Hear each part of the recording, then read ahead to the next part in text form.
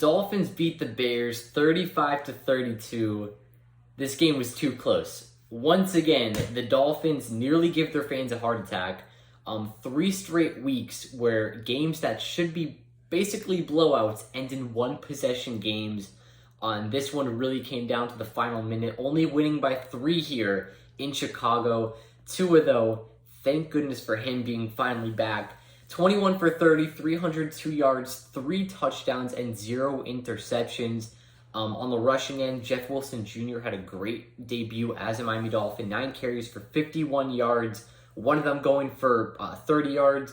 Raheem Mostert, 9 for 26 and a touchdown. On the receiving end, Tyreek Hill. He's a Miami Dolphin, just to remind you guys. 7 receptions for 143 yards and 1 touchdown. Jalen Waddle, 5 receptions for 85 yards and a touchdown. Sherfield, 3 for 27. And Cedric Wilson, 2 receptions for 23 yards. Glad to see him finally being at least a little bit involved in the offense. And then Jeff Wilson Jr., 3 receptions for 21 yards and a touchdown. I'll start out with the new guys, I guess. Like I said, Jeff Wilson Jr. had a great debut as a Miami Dolphin. He's really going to be a solid running back number 2, especially considering that he played with Mike McDaniel just last season. He's a guy that obviously you can just trade for a week prior and still be able to let him play whatever amount of snaps. So he really had a solid game. On the defensive side, Bradley Chubb, he was good. I'm going to be obviously expecting more of him going later into the season, but nobody on the defensive side really had a great game. Jalen Phillips played well, had a pretty big play on special teams, but the defense was just disastrous today. It was really the offense that won us this game. Tua with back-to-back games with 300 yards, 3 touchdowns, and 0 interceptions. Tyreek Hill obviously was worth all the picks. The Chiefs are playing right now, and they're like killing the Titans already in the second quarter. So both sides are working out pretty well from the trade. But yeah, I think it's safe to say that the Dolphins really benefited well. Using Tyreek Hill to his full capacity. Mike McDaniel is doing his thing out there.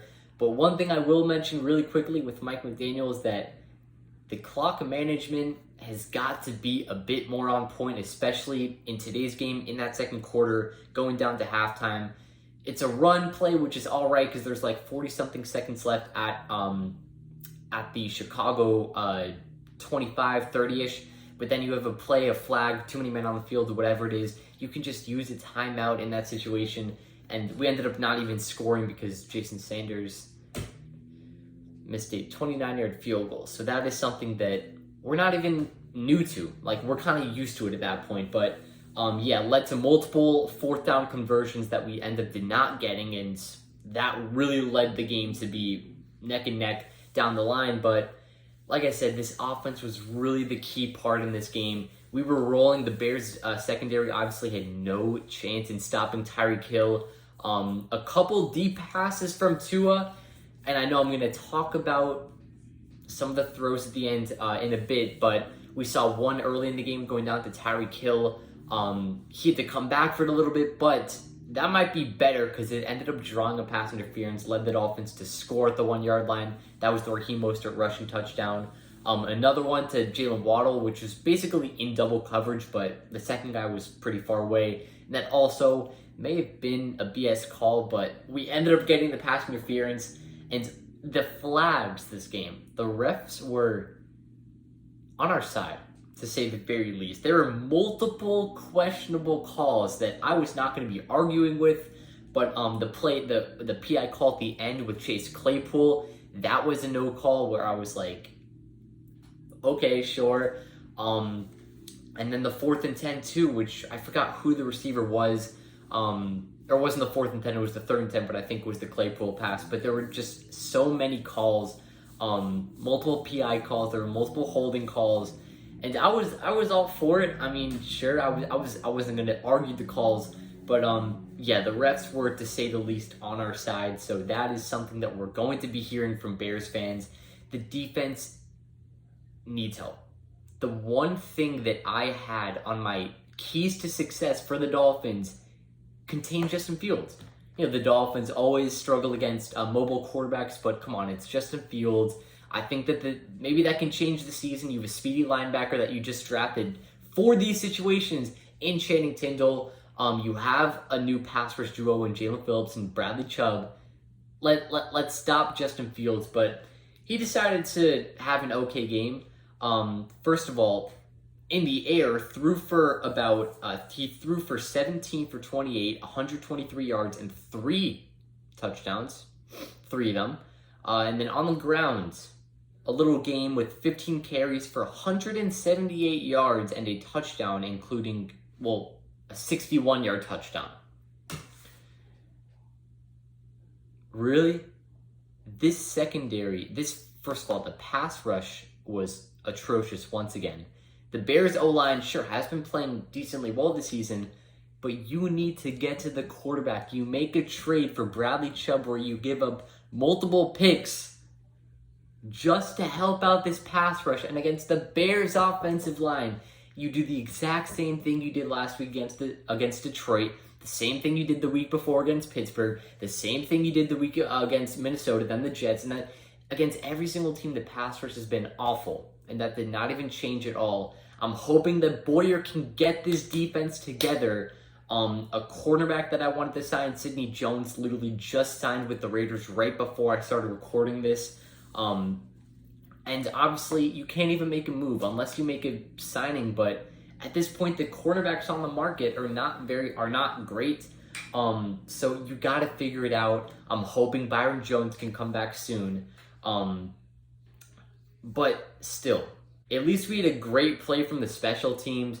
Jalen Phillips with potentially the play of the day from around the league. Completely rams through a Bears blocker, gets to the punter, blocks the punt, and then Van Ginkel picks it up and runs it back in for a touchdown. I think the Dolphins are up 21-10 after that. I just thought that the momentum completely switched into Miami's way. The Dolphins had a bit of a rhythm going, and I just thought that was basically the end of the game, at least until Justin Fields ran it in for a 60-yard touchdown. But I hated to do it. I didn't want to do it, but I'm going to have to talk about Tua's final 2 drives in this game, which was nearly both the game winner and the game losing. First game, the Dolphins were only up by 3, 35-32. Dolphins were driving. We were in Chicago territory. It was against the wind, so we're at the Chicago 14-yard line. It's a 4th and 1 play. Jason Sanders missed the 29-yard field goal earlier in the game, so I'm supported by the decision to go for it. Tua drops back. He ends up rolling out to his right, so, opposite throwing side, and tries to throw it to Smythe, who's wide open, and he underthrows it. And I know people are going to be clowning about that. That's the only throw you're going to see from Tua tomorrow on the highlights. And, it's fine, because the first play I thought of after that was the Josh Allen throw from week 3, where he throws it right into the ground on 4th and goal when the Bills are down 4 with a minute to go. I remember that play so clearly. Josh Allen just threw it. I don't know where he was throwing the ball. Tua's throw was a bit closer than that too. But either way, I think it's fine. The Bears ended up getting the ball back, forcing them to punt. And then the drive after that, the Dolphins were faced with a 3rd and 11. And Jalen Waddle has a one-on-one. And he completely burns his guy. And this is also a play that we're going to be seeing a lot of tomorrow. Tua has Waddle wide open. Not even a safety in sight. The cornerback is 5 yards behind him. And he, leans backwards and throws it off of his back foot. And he has Waddle still. And then the cornerback just runs up to Waddle, hands up, whatever. He knocks it out of his hands. And that just pissed me off so much, because I know people are going to go out and say Tua has a weak arm, underthrown, we all saw this was going to happen, whatever.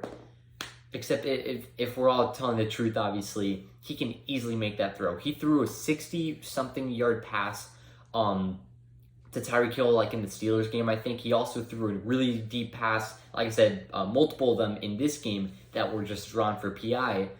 But, yeah, no, if he steps into that throw, he's easily making that, and Waddle's gone for a touchdown, and that would have been, for Miami's 23, that would have been a 77-yard touchdown, which obviously would have really had the doubters going wild. But either way, we ended up getting the win. A win is a win. The headlines from this game: the offense is elite. Tua is elite. Tyreek Hill is probably the best wide receiver in the NFL. Jalen Waddle and Tyreek Hill are the best duo in the NFL. Also, credits to the O-line. I forgot to say that. Credits to the O-line. 0 blocks. We're playing with a third-string right tackle, well, technically backup right tackle, and a backup left guard. I don't know if Austin Jackson and Liam Eichenberg are going to get their spots back, if I'm being totally honest.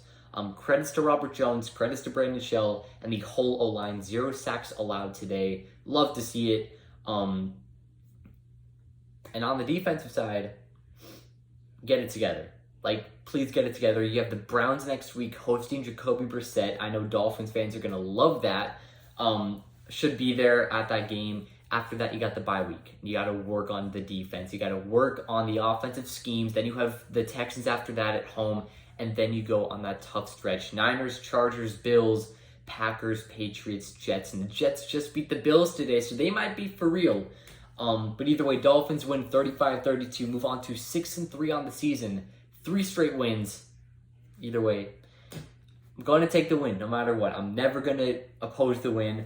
But it wasn't pretty, but they were able to get it done. Either way, that'll wrap up. Hope you guys enjoyed. Have a great day.